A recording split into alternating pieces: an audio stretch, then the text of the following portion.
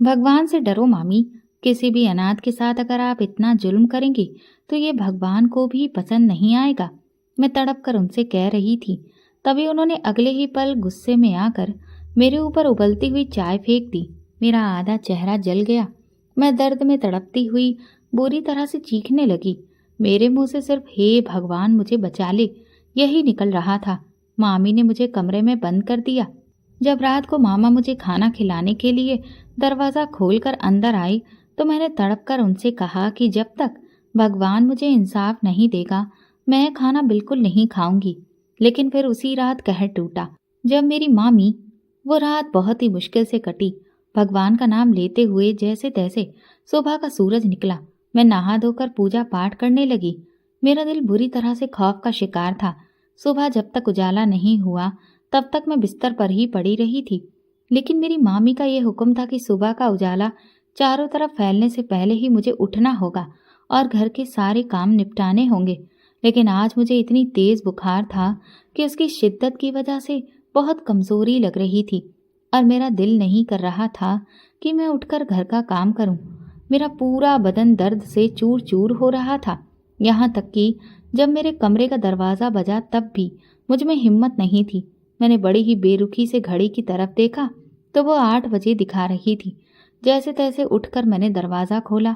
मेरी यह हालत कल रात की दावत की वजह से हुई थी क्योंकि बहुत कड़ाके की ठंड पड़ रही थी। लेकिन इसके बावजूद भी मामी ने जो दावत रखी थी उसमें जितने भी बर्तन हुए थे वो सारे के सारे मुझसे ही धुलवाए थे और इसी वजह से आज मुझे तेज बुखार आ गया था।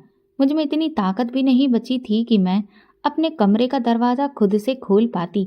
मैं जरा सा देर क्या हुई दरवाज़ा जोर जोर से पीटा जाने लगा। मेरी मामी का गुस्सा साफ सुनाई दे रहा था। दरवाजे को जिस तरह से पीटा जा रहा था उससे साफ लग रहा था कि वो बहुत गुस्से में हैं। जैसे ही मैंने दरवाज़ा खोला उन्होंने मुझे देखा और गुस्से में बोली, कहाँ मर गई थी? वैसे तो सुबह के 7 बजे तक चाय बना देती है लेकिन आज 8 बज रहे हैं और अभी तक बिस्तर तोड़ रही है। आजकल तेरी मक्कारी बढ़ती जा रही है इसलिए बिस्तर से तेरी कमर चिपक गई है। मैंने बड़े ही अफसोस भरी नज़रों से मामी की तरफ देखा और कहा, मामी आज मुझे बहुत तेज बुखार है। उन्होंने ताना मारते हुए हंसकर कहा, ये बुखार तुम्हारा क्या बिगाड़ लेगा? तुम्हें चाहे जितना बुखार क्यों ना हो लेकिन तुम अब तक हमारे सीने पर मूंग दलने के लिए बैठी हो। अब ये मामूली सा बुखार भला तुम्हारा क्या बिगाड़ लेगा? उठो, बहाने मत बनाओ और काम करो। उनकी बातों को सुनकर मेरी आंखों में आंसू आ गए। जैसे तैसे करके मैं किचन तक पहुंची तो देखा कि वहां चाय बन चुकी थी। जब मैं मामी की तरफ देख रही थी वो फिर तीखे लहजे में बोली, तुम्हें क्या लगता है तुम्हारे बिना यहाँ कोई काम नहीं हो सकता? तुम्हें चाय पीनी है? अगले ही पल उन्होंने चाय एक कप में डाली और फिर जो किया वो तो मेरे लिए किसी बुरे सपने से कम नहीं था। उन्होंने अचानक वही गरम गरम चाय की प्याली मेरे ऊपर उड़ेल दी। पूरे घर में मेरी चीखें गूंजने लगी। मेरा आधा चेहरा जल गया। यहाँ तक कि चाय के छींटे मेरे हाथ और पैरों पर भी पड़े। चाय की प्याली टूट कर बिखर चुकी थी और घर में मेरी चीखें गूंज रही थीं। मैं जोर जोर से चीख चीख कर रोने लगी। सारे घर वाले उठकर आ गए लेकिन किसी तमाशबीन की तरह सब कुछ देखकर वापस लौट गए क्योंकि उनके लिए ये सब कुछ नया नहीं था। मामी ने जो सजा दी थी वो मेरे लिए जानलेवा थी। मैं वहीं बैठकर रोने लगी। दर्द की शिद्दत से तड़पने लगी, चिल्लाने लगी। बुखार की वजह से मेरा पूरा वजूद कांप रहा था। हैरानी की बात थी कि इस हालत में भी मामी का गुस्सा ठंडा नहीं हुआ। उन्होंने मुझे धक्का देकर स्टोर रूम में बंद कर दिया। मैं चीखती रही, चिल्लाती रही। मैंने उनसे कहा, मामी एक अनाथ पर कम से कम इतना जुल्म मत करो। लेकिन उन्होंने जैसे अपने कानों पर रुई लगा रखी हो। फिर मुझे कुछ भी कहने और सुनने के काबिल नहीं छोड़ा। मैं वहीं बैठकर अपने दर्द को सहती रही। धीरे धीरे सारा दिन गुजर गया। होना तो ये चाहिए था कि उन्हें अपनी गलती का एहसास होता, लेकिन उनके अंदर तो एहसास नाम की कोई चीज़ ही नहीं थी। मुझे अपना अतीत याद आने लगा। मैं इस वक्त 23 साल की थी और इन 23 सालों में मैंने उनके जुल्म सितम को बर्दाश्त करते हुए कई साल गुजारे थे। लेकिन अब मेरी बर्दाश्त की हद खत्म हो गई थी। मैं रो रो कर भगवान से प्रार्थना कर रही थी। थोड़ी देर बाद मेरे कमरे का दरवाज़ा जोर जोर से बजा। शायद रात का वक्त था।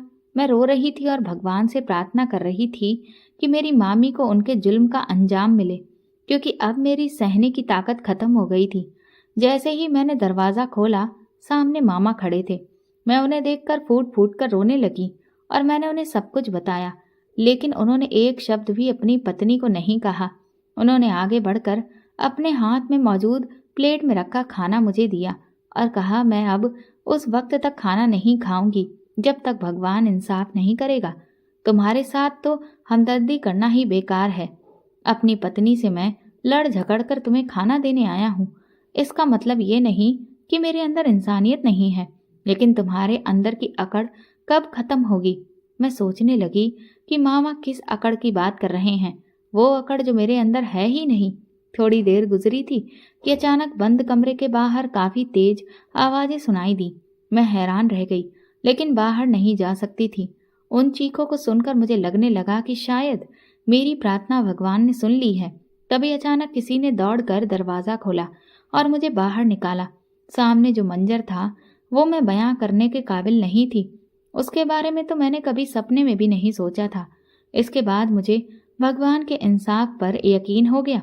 मामी के साथ जो हुआ उसे देखकर मुझे महसूस हुआ कि भगवान किसी अनाथ की बद्दुआ को कभी बेकार नहीं जाने देते। मेरी मामी ने मेरे साथ जो किया उसका अंजाम उन्हें अच्छे से मिला। मुझे अपना अतीत का हर एक लम्हा याद आने लगा। ये शायद इतने सालों के सफर का फल था जो मुझे एक पल में मिल गया। वो मंजर इतना भयंकर था कि देखकर मेरे पैरों तले से जमीन खिसक गई। मेरा नाम सीमा है। जब से मैंने होश संभाला तब से मैंने अपने माँ बाप के बीच कभी भी प्यार मोहब्बत नहीं देखा, बल्कि हमेशा उन्हें आपस में लड़ते झगड़ते हुए ही देखा। इस सब ने मेरे मन पर बहुत बुरा असर डाला। बहुत कम उम्र में ही मुझे इस बात का अंदाजा हो गया था कि मेरी आने वाली जिंदगी बिल्कुल भी आसान नहीं होने वाली। मेरे माँ बाप के बीच झगड़े बढ़ते ही जा रहे थे। हमेशा से मुझे ऐसा ही माहौल मिला। इसी माहौल में मैं पली बड़ी। मैं हमेशा अपनी माँ के चेहरे पर चोटों के निशान देखती थी। हालात के जो निशान थे, इन सब की वजह से मेरी माँ की सूरत ही बदल गई थी। रात को नींद न आने के कारण मैं चुपके चुपके महज 7 साल की उम्र में भी रोती रहती थी और कभी भी किसी को इस बारे में कोई एहसास नहीं होता था। दिन गुजरते जा रहे थे। एक दिन जब मैं स्कूल से पढ़ाई करके घर वापस आई तो मैं बहुत खुश थी, क्योंकि उस दिन मेरी मैडम ने मेरी खूब तारीफ की थी। उन्होंने मुझे बहुत सराहा था और इस वजह से मैं अपनी खुशी किसी से साझा करने के लिए बेताब थी। मैंने महज 7 साल की उम्र में ही इस खुशी को जाहिर करने के लिए स्कूल से आते ही भागकर अपनी माँ को गले से लगा लिया, लेकिन अगले ही पल उन्होंने मुझे खुद से अलग किया और एक जोरदार थप्पड़ मेरे गाल पर जड़ दिया।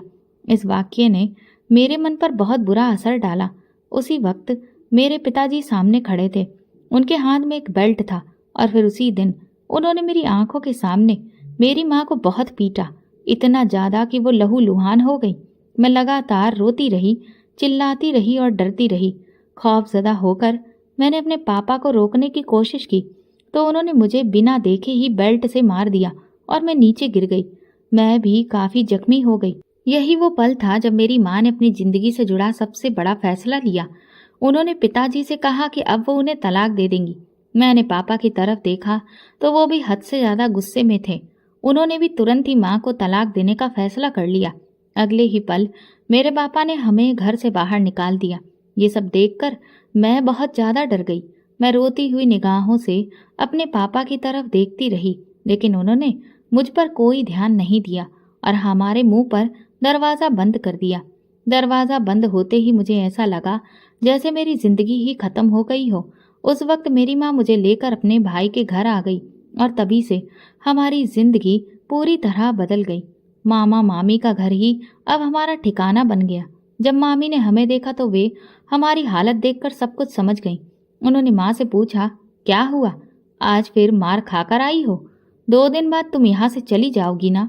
माँ चुपचाप रोती रही। जब मामा घर लौटे तो माँ ने उन्हें बताया, अब मैं उस घर में मरकर भी नहीं जाऊंगी। उन्होंने आज मुझे बहुत मारा है, अब मैंने फैसला कर लिया है। ये कहते हुए माँ ने अपने सारे जख्म मामा को दिखा दिए। ये सब देखकर मामी के हाव भाव बदल गए। उन्हें लगा था कि माँ हमेशा की तरह पिटती रहेगी, लेकिन आज वो चुप नहीं रही। माँ का फैसला सुनकर मामी चौंक गई। गुस्से में उन्होंने अपने हाथ का गिलास जमीन पर पटक दिया और कमरे में चली गई। ये उनके गुस्से का इशारा था, जैसे कह रही हो कि तुम अपना घर उजाड़ कर अब मेरे घर पर मुझ पर हुकूमत करने आ गई हो।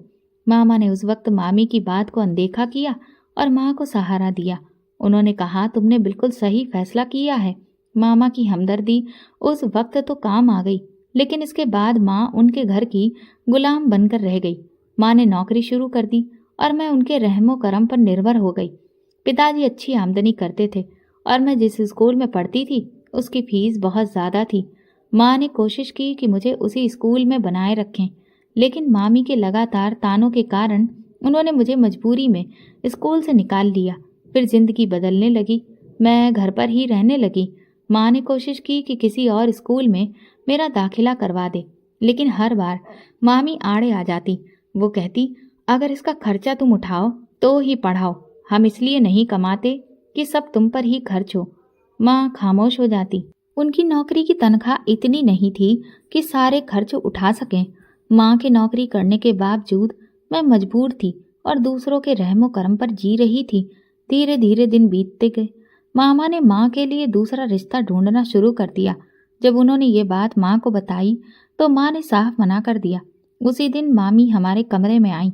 वो कमरा क्या था, बस एक छोटा सा स्टोर रूम था जिसमें एक छोटा सा पलंग था। मैं और माँ उसी पर सोते थे।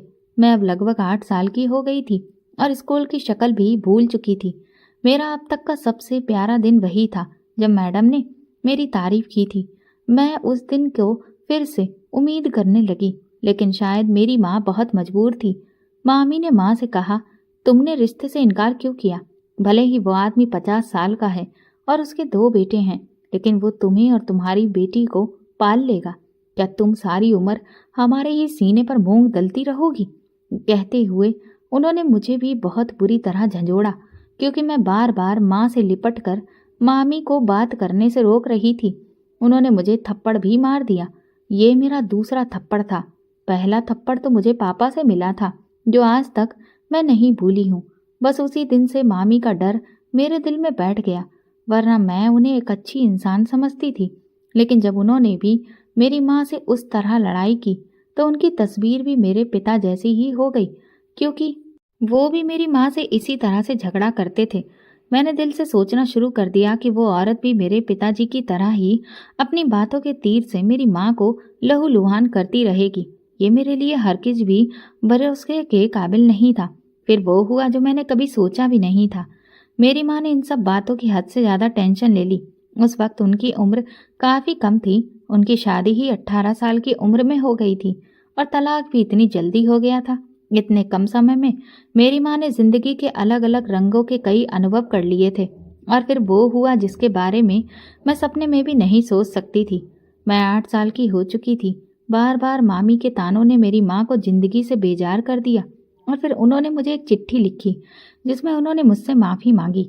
वो खत मुझे सुबह ही उनके तकिए के पास मिला। यहाँ मैं आप लोगों को ये बताती चलूँ कि मेरी माँ ने मुझे घर पर पढ़ाना शुरू कर दिया था, जिस वजह से मैं इतनी काबिल तो हो गई थी कि अब मैं शब्दों को अच्छे से जोड़कर पढ़ने लगी थी। उन्होंने उस चिट्ठी में लिखा था, बेटा, ये दुनिया मुझे जीने नहीं दे रही है। मैं अपनी बहुत कोशिशों के बावजूद भी जी नहीं पा रही हूँ। अब बस मेरी एकमात्र उम्मीद तुम ही हो। लेकिन फिर भी मेरा दिल बंद होने लगा है। मुझे ऐसा लगता है जैसे मेरी सांसें कुछ ही देर चलेंगी और मेरे दिल का बोझ बढ़ता ही चला जा रहा है। हो सके तो मुझे माफ़ कर देना। मैं दोबारा जिंदगी में अब और कोई दुख बर्दाश्त नहीं कर सकती। मैं तुमसे बहुत प्यार करती हूँ, लेकिन मैं मजबूर हूँ। उस दिन जब मैं दौड़कर बाहर आई और उस चिट्ठी को पढ़ा तो मुझे अपने दिल में हद से ज़्यादा डर महसूस हुआ।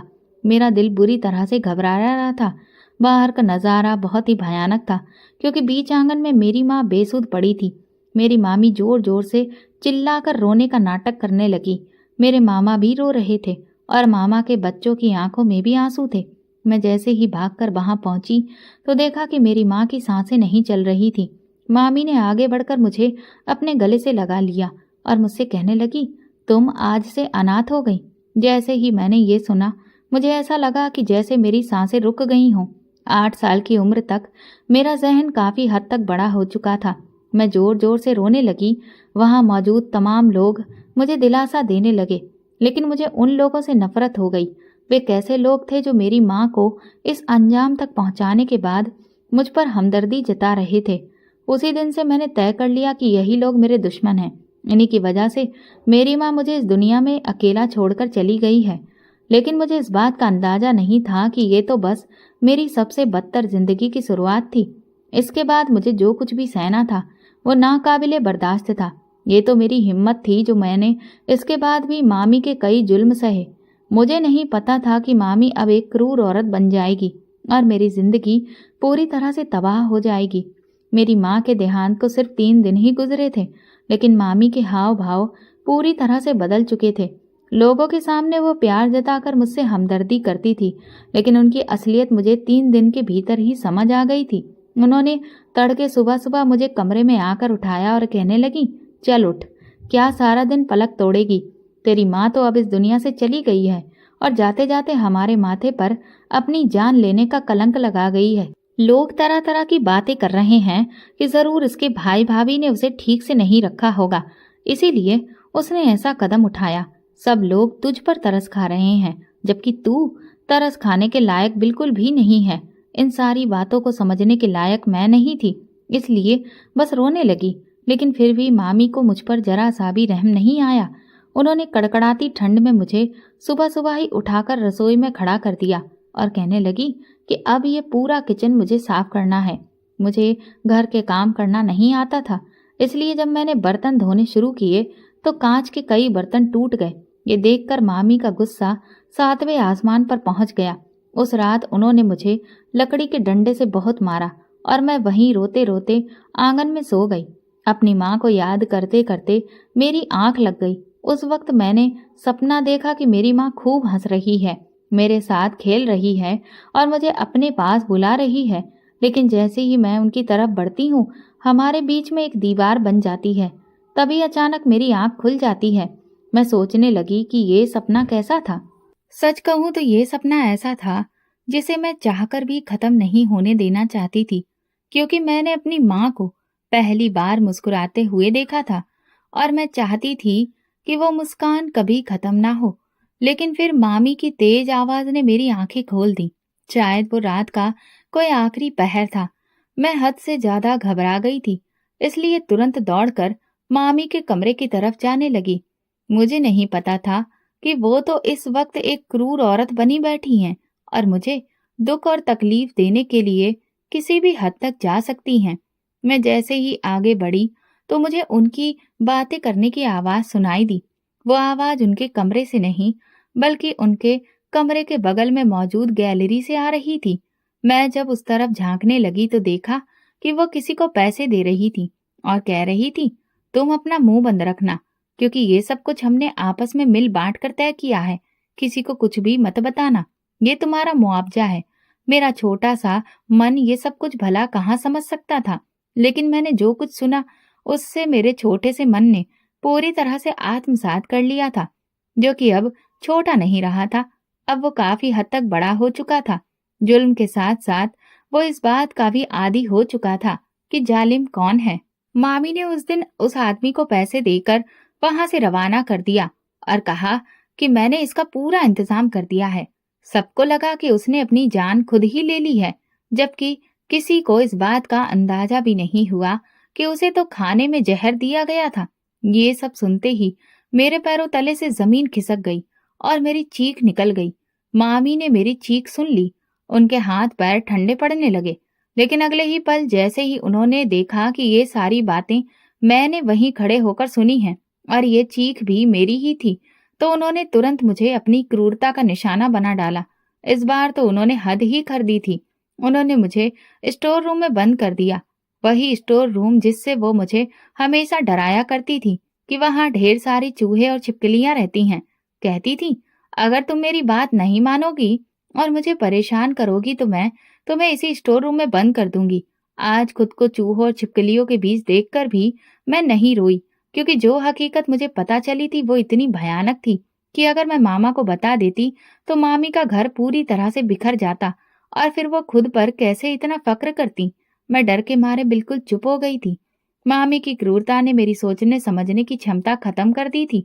ऐसा लग रहा था जैसे मैं खुद को पूरी तरह से भूल चुकी हूँ। अगली सुबह जब उन्होंने मुझे स्टोर रूम से बाहर निकाला तो मैं बहुत बुरी तरह घबराई हुई थी। उनके आदेश पर मैं सारे काम लगातार करती जा रही थी, क्योंकि उन्होंने आंखों ही आंखों में मुझे इशारा कर दिया था कि अगर तुमने किसी को कुछ भी बताया तो तुम भी अपनी माँ की तरह बेमौत मारी जाओगी। वो मेरी माँ की कातिल थी और मेरी आंखों के सामने खुली घूमती फिरती रही और मैं उसका कुछ भी नहीं कर सकी। उस वक्त मैं बहुत छोटी थी। मैं अंदर ही अंदर इस बात का सदमा लेकर धीरे धीरे बड़ी होती रही। ये बात मैंने किसी को भी नहीं बताई, बस हर पल अपनी माँ को याद करके रोती रहती। मेरे लिए रातें बहुत मुश्किल होती थी। कभी मुझे किचन एरिया में सोना पड़ता था तो कभी कमरे के बाहर, क्योंकि मेरा कोई ठिकाना ही नहीं था। अब मामी के बच्चे भी बड़े हो गए थे। घर में मौजूद 6 कमरों में से 4 कमरे उनके बच्चों के पास थे। मामा मामी का एक कमरा था और एक गेस्ट रूम था। मुझे अक्सर उसी गेस्ट रूम में सोना पड़ता था, लेकिन मामी को ये बात भी बर्दाश्त नहीं थी। वो अक्सर मुझे वहां से भी हटा देती थी, ये कहकर कि कल मेहमान आने वाले हैं, कभी कहती परसों आएंगे। मामी के 4 बच्चे थे, 2 बेटे और 2 बेटियां। बेटियां मुझसे बड़ी थीं और बेटे छोटे, लेकिन वे सब मुझे अपनी नौकरानी समझते थे। कभी उनकी बड़ी बेटी मुझे अपने कपड़े प्रेस करने को देती तो उनका छोटा बेटा मुझसे सारा होमवर्क करवाता। रात को जब मैं थकी हारी सोने की जगह तलाश करती तो ये सब अपने काम मेरे पास ले आते। अगर मैं मना करती तो मामी का कहर मुझ पर टूट पड़ता। मैं उनके लिए एक फुल टाइम नौकरानी थी, एक ऐसी नौकरानी जिसे तनख्वाह देने की भी जरूरत नहीं थी। बस 2 वक्त की रोटी चाहिए थी और वो भी तब मिलती थी जब सब खाना खा चुके होते और बचे हुए टुकड़ों में से मुझे खाना पड़ता था। मैं अक्सर भगवान को याद करके रोती रहती थी। मैं आपको ये बताती चलूं कि जब मामा को मुझ पर थोड़ा तरस आया तो उन्होंने मुझे कुछ किताबें लाकर दी थी और कहा कि तुम इनको पढ़ो और एग्जाम की तैयारी करो। तुम्हें पढ़ाना अब मेरी जिम्मेदारी है। लेकिन मामी को ये भी बर्दाश्त नहीं हुआ। उन्होंने चुपचाप मेरे पास से किताबें लेकर कहीं छुपा दी और सीधे तौर पर कह दिया कि अब ये क्या पढ़ेगी, इसने तो अपनी किताबें फाड़ डाली हैं। इतना बड़ा झूठ सुनकर मेरा दिल किया कि जोर जोर से चिल्लाऊं। अब मैं लगभग 15 साल की हो चुकी थी। इन बीते सालों में उन्होंने मुझ पर जुल्म करने की सारी हदें पार कर दी थी और मैं चुपचाप सहती रही। वो रात जो मैंने बचपन में सुना था मेरे सीने में दफन था और अब भी मुझे याद था। मामी की बेटियां अब शादी के काबिल हो चुकी थीं, इसलिए उनके रिश्ते आने लगे थे। मैं मामी की बेटियों से ज्यादा सुंदर थी, इसलिए मामी ने मुझ पर ये पाबंदी लगा दी कि जब भी कोई मेहमान घर में आएगा तो मैं घर के पीछे बने छोटे से कमरे में छुप जाया करूं। वो कमरा बहुत बदबूदार था, जहां गटर की लाइनें थीं। वो अक्सर मुझे पूरा दिन उसी कमरे में बिठाए रखती थी। काम तो सारा मुझसे ही करवाती थी, सफाई, खाना पकाना। लेकिन जब रिश्ते वाले आते तो मुझे धमकाकर उस कमरे में भेज देती। मेरे मामा को मामी की इन हरकतों की भनक नहीं थी। हाँ, वो इतना जानते थे कि मामी मुझे पसंद नहीं करती। इसीलिए जब मामी ने किताबों की बात कही तो उन्होंने उस पर विश्वास नहीं किया और खुद किताबों की तलाश में लग गए। जब उन्हें किताबें मिल गईं, तो फिर उन्होंने वापस आकर मुझे वो सारी किताबें थमा दी। मैं चुपके चुपके रातों को जाग जाग कर एग्जाम की तैयारी करने लगी। जब मैंने उन किताबों को समझकर और पड़ोस में रहने वाली लड़कियों से किताबों से जुड़ी चीजें पूछ पूछ कर अच्छे से पढ़ना शुरू कर दिया था, तब जाकर मेरी पढ़ाई में सुधार हुआ। जब मैंने मैट्रिक पास कर लिया तो मामा ने मेरा एडमिशन कॉलेज में करवा दिया और उन्होंने मामी को इस बात का एहसास भी नहीं होने दिया। उन्होंने मुझसे साफ कह दिया था कि अगर तुम पढ़ना चाहती हो तो चुपचाप पढ़ो, तुम्हारी मामी को इस बात की खबर नहीं होनी चाहिए। मैं प्राइवेट तौर पर पढ़ने लगी थी। मैंने अपनी सारी किताबें भी छुपा दी थी। मामी उस समय अपनी बेटियों के रिश्तों के लिए बहुत ज्यादा व्यस्त थी, इसलिए उन्होंने मुझ पर ध्यान देना अब बंद कर दिया था और इसी कारण मैं अब सुकून की सांस लेने लगी थी। अलबत्ता घर के सारे कामों का बोझ अभी भी मेरे सिर पर ज्यों का त्यों ही था। हफ्ते में पूरे घर के कपड़े पहले मुझे ही धोने पड़ते, फिर उन्हें सुखाने के बाद छत से उतार कर तय करके रखना और हर एक के कमरे में पहुंचाने की जिम्मेदारी भी मेरी ही थी। मैं हफ्ते में 6 दिन खाना पकाती और जब मामा घर पर होते तो उन्हें दिखाने के लिए मामी बस 1 दिन सेवा करती थी। इसके अलावा रोजमर्रा की सफाई भी मेरी ही जिम्मेदारी थी। उनसे जितना हो सकता था वो ज्यादा से ज्यादा काम मुझसे ही करवाती थी। अब इतने सालों से काम करने की वजह से मुझे भी इन सारे कामों को करने की आदत हो गई थी। अभी 2-3 हफ्तों से उन्होंने मुझे जली कटी सुनाना भी बंद कर दिया था, क्योंकि वो कुछ परेशान नजर आने लगी थी। मालूम करने पर पता चला कि उनकी बड़ी बेटी को अपने क्लास का कोई लड़का पसंद आ गया है, लेकिन मामा इस बात पर राजी नहीं है। इसीलिए वो जल्दी से जल्दी उसके लिए रिश्ता ढूंढकर उसकी शादी कर देना चाहते हैं। उसके लिए एक बहुत ही शानदार घर में रिश्ता देखा गया था। वो लोग उनकी बड़ी बेटी को देखने आए थे और यही मुझसे गलती हो गई। वे लोग जल्दी पहुंच गए थे और मैंने अब तक टेबल नहीं सजाई थी। जैसे ही मैंने टेबल सजाकर वहां से जाने लगी, उनके बेटे ने मुझे देख लिया और उसने धीरे से अपनी माँ को इशारा किया। उन लोगों ने मामी से मेरे बारे में पूछा तो एक लम्हे के लिए मामी की आंखों के आगे अंधेरा छा गया। मामी ने तुरंत बहाना बनाया कि बेटा, ये तो नौकरानी है। उनकी ये बात सुनकर मेरी आंखों के आगे अंधेरा छा गया। मैंने आगे बढ़कर उनकी बात को काटना चाहा, लेकिन मामी की तेज आंखों की आग को देखकर मेरा पूरा वजूद डर के मारे कांपने लगा। मैं रोते हुए अंदर चली गई। वहां मौजूद सभी लोगों ने जब ये सब कुछ देखा तो मामी ने बात संभालने के लिए उनसे कहा कि ये लड़की थोड़ी ज्यादा इमोशनल है, इसे अपनी मरी हुई माँ बहुत ज्यादा याद आती है और इसीलिए ये रो रही है। वे लोग निश्चिंत हो गए और फिर वहां से चले गए। लेकिन इसके बाद जो कहर मेरी जिंदगी में टूटा वो मैं कभी भी नहीं भूल सकती। मामी स्टोर रूम में तुरंत बौखलाई हुई आई और उन्होंने मेरे बालों को कसकर पकड़कर खींचा और मुझे जमीन पर पटक दिया। उन्होंने कहा, किस बेवकूफ ने तुझे ये बताया था कि तू उन लोगों के सामने आए? क्या मैंने तुझे साफ साफ नहीं समझाया था कि तू मेहमानों के सामने नहीं आएगी? मैंने रोते हुए अपनी सफाई देने लगी कि मैं जानबूझकर मेहमानों के सामने नहीं आई थी, बल्कि मैं तो वहां टेबल सजा रही थी और तभी अचानक वो लोग आ गए और उन्होंने मुझे खुद ही देख लिया। उन्होंने तो मुझसे पूछा भी था, लेकिन मैंने उन्हें कुछ भी नहीं बताया था, बल्कि आपने ही उल्टा मुझे नौकरानी बता दिया। मैं शिकायत करती हुई नजरों से उनकी तरफ देख रही थी, लेकिन मुझे नहीं पता था कि वो आज मुझे खा जाने को तैयार हैं। उन्होंने मुझ पर जुल्म करना शुरू कर दिया। मुझ पर थप्पड़ों की बारिश शुरू हो गई। उनकी बड़ी बेटी भी वहां मौजूद थी, जो जहर उगलने लगी। वो कहने लगी, ये लड़की अगर यहाँ पर रही तो हम दोनों बहनों का रिश्ता कभी भी तय नहीं हो सकता।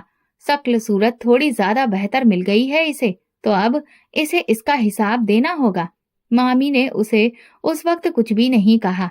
उन्होंने मुझ पर थप्पड़ों की बारिश करने के बाद कहा, जा किचन में जाकर काम कर, वहां पर बहुत सारे बर्तन धोने को पड़े हैं, वो जाकर बर्तन धोकर रख। मैं रोती रोती उनकी बात में सिर हिलाया। ये ठंड का मौसम था, दिसंबर के दिन चल रहे थे। मैंने जैसे तैसे करके इतनी कड़कड़ाती ठंड में नल से आने वाले बर्फीले पानी से सारे बर्तन धोए। रात हुई तो मुझे हल्का हल्का बुखार सा महसूस होने लगा। 2 दिन से मुझे अपने शरीर में काफी दर्द महसूस हो रहा था, लेकिन मैंने उस दर्द को किसी से भी बताना ठीक नहीं समझा, क्योंकि मुझे वैसे भी अपने काम से कभी छुट्टी नहीं मिलती थी। इस बीच मामी न जाने क्यों चुप सी हो गई थी। उनके दिमाग में कुछ चलने लगा था। मुझे थोड़ा सा अजीब लगने लगा। बर्तन धोकर जैसे ही मैं फ्री हुई और पीछे पलटी तो वो मुझे अपने सिर पर ही खड़ी दिखाई दी। कहने लगी, तुम आज यहीं पर सोना, तुम्हें तुम्हारे कमरे में सोने की कोई इजाजत नहीं है। उनकी ये बात सुनकर मुझे काफी हैरानी हुई, लेकिन फिर कुछ देर सोचने के बाद मामी ने अचानक मुझे मेरे कमरे में जाकर लेटने की इजाजत दे दी। उनकी इस मेहरबानी की वजह मुझे समझ में नहीं आई। मैं बहुत ज्यादा थकी हुई थी।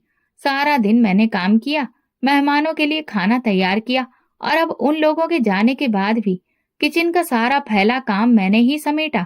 मामी की बेटियां लॉन्ज में सोफे पर चढ़कर आराम से अपना फेवरेट टीवी सीरियल देख रही थी। मैं उनकी किस्मत को देखकर जलन करते हुए अपनी किस्मत को देखकर रोने लगी।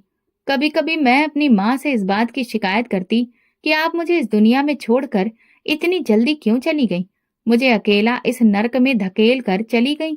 और मेरे पापा, उनका भी अब कुछ अता पता नहीं था। मुझे मामा के जरिए ही ये बात पता चली थी कि माँ को तलाक देने के बाद पिताजी ने दूसरी शादी कर ली थी और अब उनकी दूसरी शादी से 2 बच्चे हैं, जिनके साथ वो खुशी खुशी रह रहे हैं। ये सब सुनते ही मेरी आंखों में आंसू आ गए थे कि काश वो मेरी माँ के साथ समझौता कर लेते, तो मैं भी एक हंसी खुशी परिवार के साथ आराम से रह रही होती। यहाँ तो मैं पूरी तरह से मामी के रहमो करम पर पड़ी हुई हूँ। ये सब सोचते ही मुझे बहुत तेज रोना आने लगा। और उस दिन तो हद ही हो गई जब मैंने खुद अपने बाप को उनके बच्चों के साथ देखा। मेरी आंखों में बेपनाह हसरत थी। मैं उन्हें एक बार भी पुकार न सकी और फिर इसके बाद ही वो रिश्ते वाला मामला हो गया। उस दिन जब मैं बिस्तर पर लेटी तब मुझे इस बात का अंदाजा हुआ कि मैं कितनी ज्यादा थकी हुई हूँ। और फिर अचानक से मुझे कपकपी लगने लगी। तब मुझे समझ आया कि 2 दिन से लगातार इतने ठंडे पानी में काम करने की वजह से मुझे बुखार हो गया है। मैंने उठकर बुखार की दवा खाई और सोने की कोशिश करने लगी, लेकिन बुखार इतना तेज था कि दवा ने कोई असर नहीं दिखाया और मैं सारी रात तड़पती रही। सुबह जब हल्की हल्की रोशनी फैलने लगी तब जाकर कहीं मुझे नींद आई। मेरे अंदर जरा भी हिम्मत नहीं बची थी कि मैं उठकर कोई भी काम करूं, लेकिन मुझे अच्छे से पता था कि ये मेरे उठने और काम करने का समय है। पर मेरा शरीर जवाब दे गया था, लेकिन दिमाग को तो सब पता था ना। और इसी डर की वजह से अब मुझे नींद नहीं आ रही थी। मैं चुपचाप बिस्तर पर लेटी थी। बार बार मेरी नजर घड़ी पर जाती और मैं यही सोच रही थी कि अब मामी जब मुझे किचन में खड़ा नहीं देखेंगी तो फिर पूरे घर में हंगामा कर देंगी। कल रात भी वो मुझसे बहुत ज्यादा गुस्सा हुई थी, जबकि मेरी कोई गलती नहीं थी। थोड़ी देर बाद दरवाजा बजा और मुझे पता चला कि मामी जाग गई हैं। उन्होंने तड़के मुझे किचन में नहीं देखा तो तुरंत मेरे कमरे का दरवाजा पीटने लगी। मुझे देखते ही कहने लगी, तुमने दरवाजा खोलने में इतनी देर क्यों लगा दी? क्या तुम यहाँ मुफ्त की रोटियां तोड़ने आई हो? चाय कौन बनाएगा? मैंने उन्हें कहा कि मेरी तबीयत ठीक नहीं है। उन्होंने मुझे जबरदस्ती खींचकर एक तरफ खड़ा किया और कहा, तबीयत का बहाना किसी और से बनाना। अभी तुरंत नीचे जाओ और चाय बनाओ। मैंने उनकी तरफ रोते हुए देखा और कहा, मामी, एक अनाथ पर इतना जुल्म भी अच्छा नहीं होता, क्योंकि भगवान की लाठी बेआवाज होती है। जैसे ही उन्होंने मेरी ये बात सुनी, उनके माथे पर बल पड़ गए।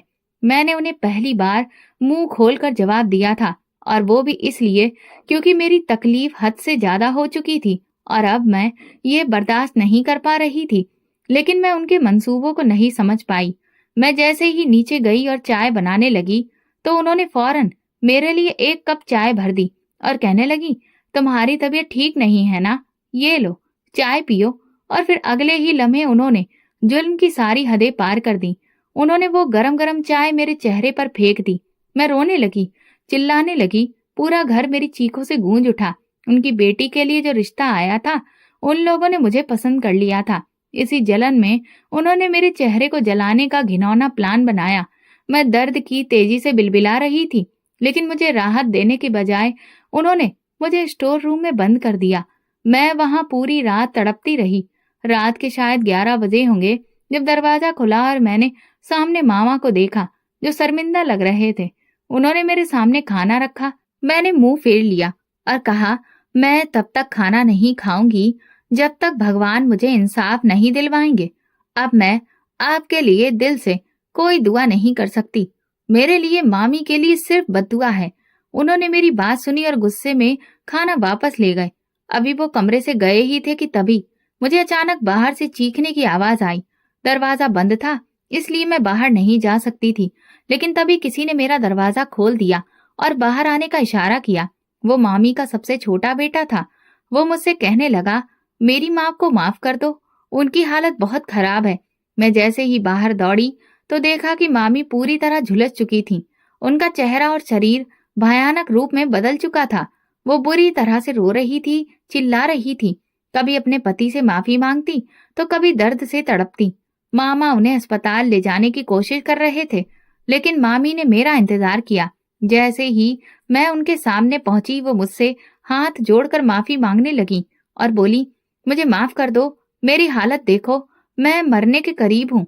मैं पूरी तरह से जल चुकी हूँ। मैं फटी फटी आंखों से ये मंजर देख रही थी। कल तक जो औरत मुझ पर जुल्म की सारी हदें पार कर रही थी, आज वो मेरे सामने हाथ जोड़कर अपने किए की माफी मांग रही थी। हालांकि मैं उन्हें माफ नहीं करना चाहती थी, लेकिन उनकी हालत इतनी दर्दनाक थी कि ये सब देखकर ऐसा लगा जैसे किसी ने मेरा दिल मुट्ठी में कैद कर लिया हो। उनके साथ जो हादसा हुआ उसे बयान कर पाना बहुत ही मुश्किल है। वो मुझे बंद किए जाने के बाद जैसे ही किचन में दाखिल हुई और उन्होंने गैस जलाई तभी अचानक आग ने उनके पूरे शरीर को अपनी लपेटों में ले लिया। वो भागकर बाहर आई, लेकिन उनका पैर फिसल गया और वे वहीं गिर पड़ी। उनकी कमर की हड्डी में बुरी तरह चोट लग गई। वहीं पर जब उनकी बड़ी बेटी ने ये सारा नजारा देखा तो उसने अपनी माँ को बचाने के लिए उन पर पानी डालने की कोशिश की, लेकिन आग बुझने का नाम ही नहीं ले रही थी। यहाँ तक कि आग ने उनके पूरे शरीर को जलाकर कोयला बना दिया। सिर्फ उनका चेहरा बच गया। जब मैंने शीशे में अपने चेहरे के निशान देखे और उन्हें देखा तो मुझे भगवान के इंसाफ पर भरोसा हो गया। भगवान ने उन्हें भी मेरे दर्द का एहसास उसी तरह से कराया था। फिर उन्हें अस्पताल ले जाया गया, लेकिन अस्पताल से जो खबर आई वो सुनकर ऐसा लगा जैसे मेरी माँ की मौत का बदला लिया गया हो। खबर ये थी कि मामी अब हमेशा के लिए लाचार हो गई हैं और दूसरों पर मोहताज बन गई हैं। ये सुनकर मुझे खुशी तो नहीं हुई, लेकिन इस बात का एहसास जरूर हुआ कि इंसान जो बोता है वही काटता है। मामी काफी लंबे समय से अपने लिए मुसीबत के बीज बो रही थी और आज जब उनके जुल्मों की फसल तैयार हुई तो उसने उन्हें किसी लायक नहीं छोड़ा। वे बुरी तरह से झुलस गईं और लाचार होकर बिस्तर से लग गईं। ये भगवान का सबसे बड़ा इंसाफ था। वो मुझसे बार बार माफी मांगती, लेकिन मैं उन्हें कोई जवाब नहीं देती। मैं इतनी जल्दी उन्हें उनके सारे गुनाहों के लिए कैसे माफ कर देती? वे जुल्म जो मैंने सालों तक सहे थे, लेकिन फिर भी मेरा दिल उनकी तरह पत्थर नहीं बन सका। मैंने उन्हें माफ कर दिया। वो घर आ गईं। उनके लिए मामा ने एक केयर टेकर का इंतजाम कर दिया। मैं अब उनके कमरे में कम ही जाती थी। उधर मेरे एग्जाम्स भी शुरू हो चुके थे और मैं मन लगाकर उसकी तैयारी करने लगी। मामा ने घर में एक नौकरानी भी रख दी, जिससे मेरी जिंदगी थोड़ी आसान हो गई थी और मैंने सुकून की सांस ली।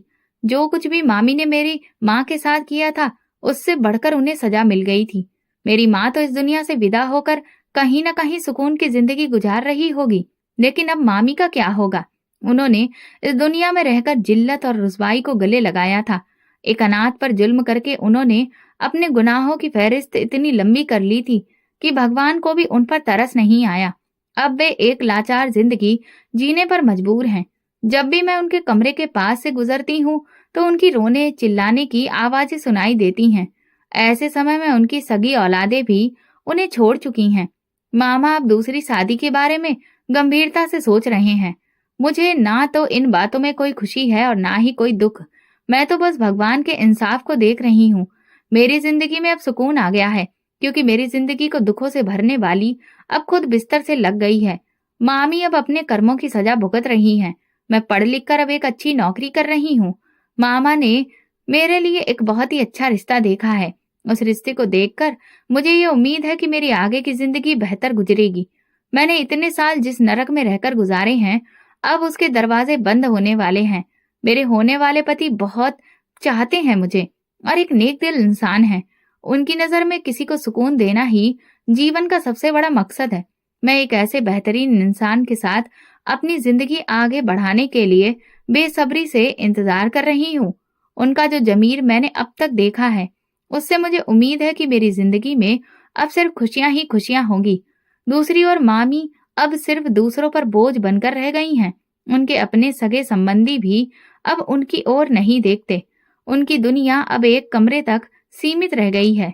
अक्सर उनके कमरे से चीखने चिल्लाने की आवाजें आती हैं, लेकिन कोई भी उनकी परवाह नहीं करता।